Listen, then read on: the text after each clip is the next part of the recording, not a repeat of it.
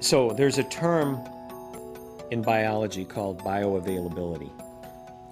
And it's really important to get to that step.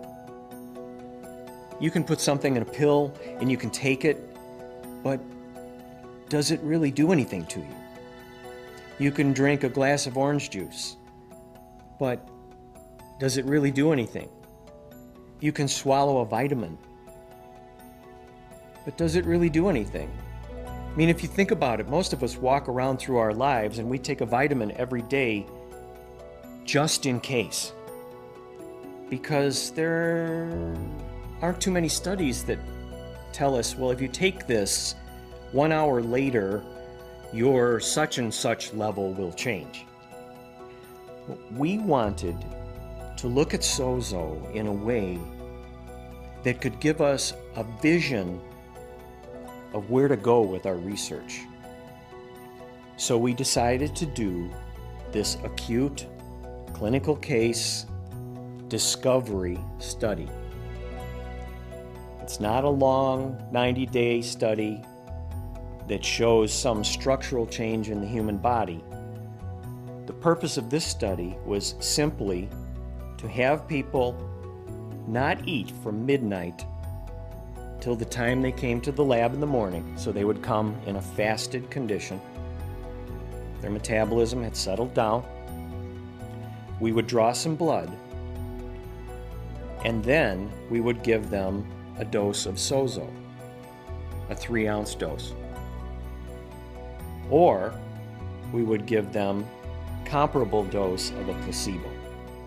You know, once we had completed the formulation of this product, we knew, based on experience with Futureceuticals and the raw materials that we were using, especially the coffee berry, that we were going to have an extremely high ORAC on this finished goods product. In other words, our antioxidants were going to be off the charts. We knew that. But at the same time, there's a lot of nutritional products in the marketplace that have a good ORAC.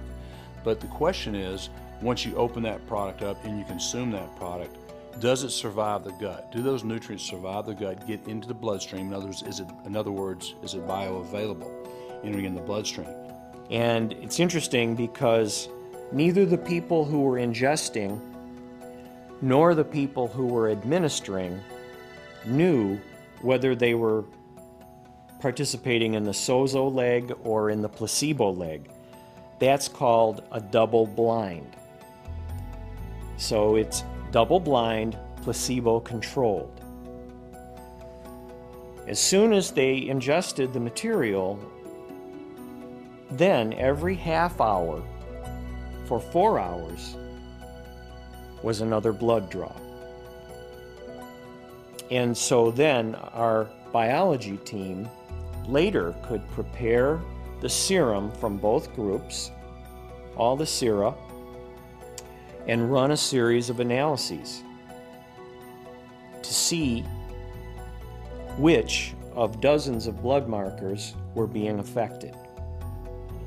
And then it took some months because it literally generated some thousands of samples.